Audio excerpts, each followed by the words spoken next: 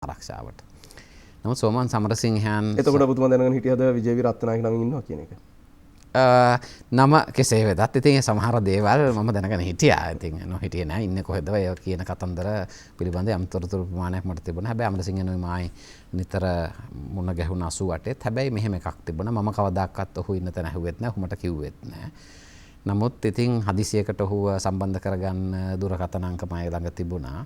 ඊට අමතරව අදටත් ජනතා මිත්‍ර ප්‍රමුඛයින මම ඉතාම ආදරය කරන ජිනදාස කිතුලගොඩ මන්ත්‍රීතුමා ඔහුයි මායි අතර සම්බන්ධය තිබුණා. ඔහු ඉන්න තැන මම දැනගෙන හිටියා. ඒ වගේම අද විමල් වීරවංශත් සමග වෙන්මුණු වසන්ත බණ්ඩාර වෛද්‍යවරයා ඔහුයි මගේ දකුණු අතයි වම් අතයි වගේ මම ආදරය කරපු මිනිස්සු දෙන්න මම දැනගෙන හිටියා. ඉතින් ඒගොල්ලෝ අත්අඩංගුවටපත් උනේ නෑ. කොහොම හරි ඊට පස්සේ විතරකුත් නෙමෙයි සුධර්මන් ජනතා විමුක්ති පෙරමුණ 89 අතිශය දරුණු විදිහට මර්ධනය කරාට පස්සෙත් සෝමන් සමරසිංහයන් රටින් පිට වෙලා එවපු පළවෙනි පණිවිඩකරුවා ආවේ මාව හම්බුවෙන් මරණය දැක දැකත් මම ඔහුත් එක්ක සම්බන්ධකම් තිබ්බා. ඔහු විදේශ රටවල ඉඳන් මාතර සම්බන්ධකම් තිබුණා. ඒ විතරක් නෙමෙයි ඉතින් එංගලන්තයට ඇවිල්ලා ඔහුයි මා හිටියේ බොහොම ආසන්න ප්‍රමාණයට. ඒ උඩ එතුමා පිළිබඳව මගේ යම්කිසි අත්දැකීම් ප්‍රමාණයක් තියෙනවා. වීරවංශයන් පිළිබඳවත් මගේ අත්දැකීමක් තියෙනවා. ඉතින් දෙන්නගේ ගාවම වෙනස් වූ දක්ෂතාවයන් සහ දුර්වලකම් තියෙන්න පුළුවන්. දැන් ඔබ අහපු ප්‍රශ්නේ ගත්තාම දැන් මම දකින මෙන්න මෙහෙම දෙයක් තියෙනවා සුධර්මන්. ඒක නැවත වතාවක් මම මේ විෂයට අදාළව තමයි මම මේවා හිතන්නේ. දැන් අපේ ශාස්ත්‍රය ඉගෙන ගන්නකොට අපි කියන දෙයක් තියෙන මේ අයිඩියලයිස් කරනවා කියලා.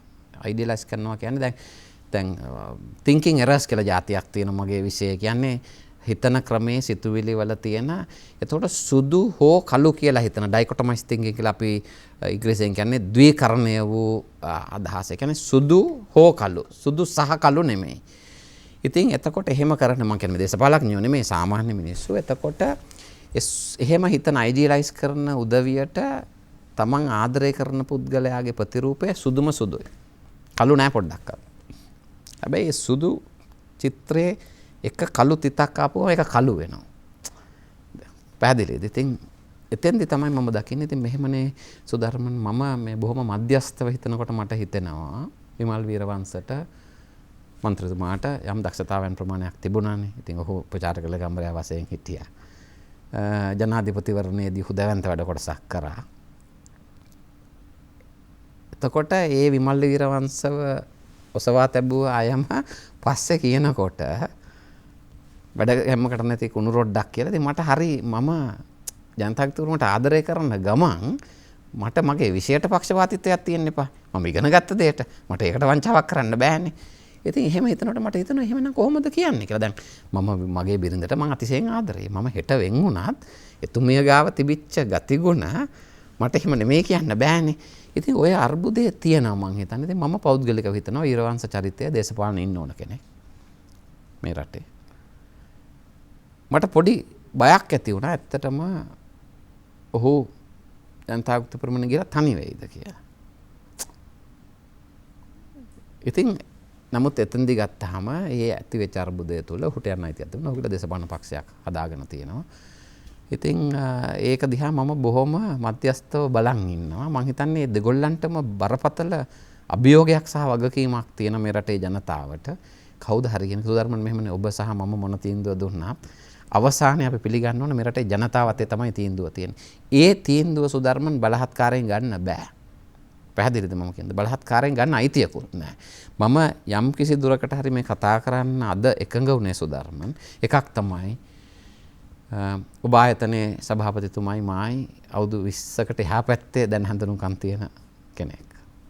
ඉතින් ඒ කතන්දරෙත් එක මම මේක බාරගත්තේ මේ සිදුවීම් පිළිබඳ මෙහෙමනේ සුධර්මන් 89 ගත්තාම අද අවුරුදු 25 උදවිය එදා අවුරුදු 5යි. එදා 18 අද 38යි. මේ සිදුවීම් පිළිබඳ අමතක වීමුත් තියෙනවා ලංකාවේ. ඒක අපි පොඩ්ඩක් මතක් කරන්න ඕනේ. මතක් කරන්න ඕන අර කුහක වෛරය දනවන වැරදි කියන මනසින් නෙමෙයි.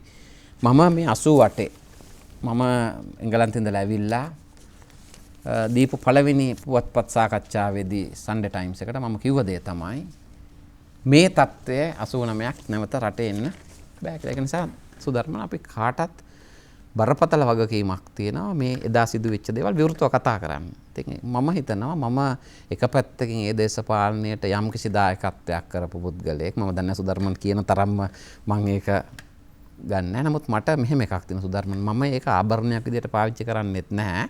නමුත් ඒ ඉතිහාසයෙන් පැනලා යන්න බෑ. මොකද අතුසුන්තිපාල කිව්ව ගමන් අර ඒක දන්න අය මතක් වෙනවා. වැඩි ඕන නැහැ සුධර්මන්. ඔයාට කියනවා නම් මම මේ රටට ආදරය කරන නිසාම 2004 සුනාමියට පස්සේ මම මගේ රස්සාව අතෑරලා. මොකද මම හිතුවා ප්‍රතිපත්තියක් වශයෙන් එංගලන්තයෙන් වැටුපක් අරගෙන ඇවිල්ලා මෙහි සුනාමියට මැදිහත් වෙන එක මගේ හෘද සාක්ෂියට එකඟ වෙච්ච දේ. මම රස්සාව අතෑරියා. එහෙන් වැටුපක් ගත්තෙත් නැහැ, මෙහෙන් වැටුපක් ගත්තේ නැහැ. අවුරුද්දක් මං Center for National Operation ජාතික මෙහෙයුම් මධ්‍යස්ථානයේ මනෝ සමාජීය කටයුතු පිළිබඳ මෙහෙයවීම කරා. ඒකට මැදිහත් වෙන්න මම ඇවිල්ලා ඒ කරන වැඩවලදී වුණත් මම කරේ මේ රටට මගෙන් කෙරෙන්න ඕන දායකත්වය මේ මැදිහත් වෙන මම කියන් ගිය කතාව පොඩ්ඩක් වෙනස් අතකට යමු වුණා. ඉතින් මම කියන දේ එතෙන්දී මම මේ දායකත්වය කරනකොට ජනාධිපතිතුමියට මම දන්නවා යම්කිසි ඇමතිවරයෙක් කිව්වා මේ මිනිස්යාගේ මෙහෙම ඉතිහාසයක් තියෙනවා කියලා. එතකොට කොහොම හරි එතනදී තවත් නිලධාරියක් කියලා තියෙනවා. ඉතින් ජනතාංගික පෙරමුණේ සහෝදරවරුන්ට ඇමතිකම් දරන්න පුළුවන් නම් මේ මම කියන්න දන්නේ ඒ ඉතිහාසයෙන් මට පැනලා යන්න බෑ සුධර්මන්. හැබැයි මම ඒක ආභරණයක් වශයෙන් පාවිච්චි කරන්නේ නැහැ. නමුත් මම හිතනවා මට වගකීමක් තියෙනවා කියලා. එකක් මගේ වයසේ අත්දැකීම් සහ මම කරන වෘත්තියත් එක්ක මේ සිද්ධීන් පිළිබඳ ද්වේෂයකින් තොරව පක්ෂග්‍රාහී නොවි මම දන්න දේ රටේ උදවියට විවෘතව කියන්න ඕන කියන එක. ඒක මම රූපවාහිනියේ කියන දේ සුධර්මන්ට කියන දේ මට ඔය කාවුරු ඉදිරියට අවංකව කියන්න පුළුවන්. ඒ නිසා මම බය නැතුව කතා කරන්නේ. ඒක නිසා තරහකින් ද්වේෂයකින් නෙමෙයි. මේ සියලුම දේවල් තුළ 71 සිට අද දක්වා මේ අර්බුදය තුළ මේ රටේ ජනතාවට ජනතාංගික පෙරමුණේ වෙනස සහ නොවන අයට සහ විපක්ෂයන්ට ගන්න දැවැන්ත පාඩමක් තියෙන. මොකක්ද දන්නවද? මේ රටේ ජනතාවගේ ජීවිතත් එක්ක සෙල්ලම් කරන්න බෑ. ඒ කැපකිරීම එක සෙල්ලම් කරන්න බෑ සුධර්ම. එහෙම අයිතියක් නැහැ අපිට. ඒක හරියට අර බැංකුවේ දාපු සල්ලි ටික මැනේජර් පාවිච්චි කරා වගේ වැඩක්. දැන් ඔබතුමා මනෝවෛද්‍යවරයෙක් හැටියට දැන් අපි කවුරුත් දෙයක් තමයි විවේචනය සහ ස්වයං විවේචනය. දැන් ජනතා විමුක්ති පෙරමුණට නැගෙන ලොකුම චෝදනාවක් තමයි 1971 අසාර්ථකත්වය. 88 89 සිදුවෙච්ච අසාර්ථකත්වය. විප්ලවයක් හෝ කැරැල්ලක් හෝ මේ කරන්න ගිය වැඩවල සිද්ධ වෙච්ච යම් දේවල්. මෙන්න මේ කිසිදු කාරණයක් පිළිබඳව ස්වයං විවේචනයක් නොයදීම ජනතා විමුක්ති පෙරමුණ අදටත් නැගෙන චෝදනාවක්. ලයනල් බෝපගේ මහත්මයා ලේකම්වරයාව ඉඳලා ජනතා විමුක්ති පෙරමුණ ඉවත් වුණා. මහින්ද විජේසේකර වැනි දේශපාලනඥයන් ජනතා විමුක්ති පෙරමුණත් සමග ඉඳලා ඕන් වෙන්න වුණා. ලොකු වතුර සහ පොඩි වතුර වැනි චරිත ජනතා විමුක්ති පෙරමුණත් එක්ක ඍජුව ඉඳලා ඉවත් වුණා. මෙවැනි වූ චරිත ගණනාවක් ක්‍රියාකාරී ජනතා විමුක්ති පෙරමුණත් සමග ඉඳලා අද සදහටම ඉවත් වෙලා තිබෙනවා. දැන් ඔබතුමා යම් කිසි ආකාරයකින් මම හිතන විදිහට මට පේන විදිහට ඔබතුමා ජනතා විමුක්ති පෙරමුණෙන් ඍජු සම්බන්ධයක් හෝ ඍජු ඉවත්වීමක් සිද්ධ වෙලා නැහැ. ඔබතුමා මං හිතන්නේ මම නිවැරදි නම් ඔබතුමා තවමත් ඒ ක්‍රියාකාරීත්වය පිළිබඳ ආශ්වාදයෙන් බලා සිටිනවා. සහ ඔබතුමා යම්කිසි ආකාරයකින් තවමත් විශ්වාසයක් ඇති මෙය විනාශ නොවීමේ ලකුණු තිබෙනවා කියලා. දැන් මෙන්න මේ ජනතා විමුක්ති පෙරමුණේ කේඩරේ සිටි ඒ ක්‍රියාකාරීන් අතීතයේ දිවත් වීම සහ මේ වර්තමානයේ වීරවංශලා ප්‍රමුඛ කණ්ඩායම ඉවත් වීම මෙය ජනතා විමුක්ති පෙරමුණට පොදු ලක්ෂණයක්ද? දැන් මෙහෙමනේ සුධර්මන ඒක දිහත් මම බොහොම පුළුල්ව දකින්නේ. මෙහෙමනේ මේ යන ගමන මෙහෙමනේ ජනතාංගික පෙරමුණ කියන්නේ සම්ප්‍රදායික දේශපාලන පක්ෂයක් නෙමෙයි. දැවැන්ත කැපකිරීම කළා අසීරුතාවයන් උඩ ගියපු පක්ෂයක්. ඉතින් එතෙන්දී මම මේ බොහොම ස්වාධීන මනසකින් ඉන්නවා. මේ ගමන පටන් ගත්ත මිනිස්සු ඉවර කරන්න ඕනේ නැහැ. ඒ වගේම ඒ ගමන හැමෝටම එකම වේගයෙන් යන්නත් බෑ. හැබැයි එතෙන්දී වෙනසක් තියෙනවා. ඒක ඒ ව්‍යාපාරය තුළ දකින්න ඕනේ ඒගොල්ලෝ. ඒක එහෙම තමයි. ඒක කමක් නැහැ. මිනිස්සු වෙන්න පුළුවන් යන්න පුළුවන්. එතෙන්දී මම විශ්වාස කරා සහ විතරක් නෙවෙයි මම මේ මෑතකදිත් කිව්ව දේ තමයි යන උදවිය කළමනාකරණය කිරීමේ දියුණු ක්‍රමවේදයකොත් දේශපාලන පක්ෂයකට තියෙන්න ඕන. මොකද එහෙම යන එක යථාර්ථ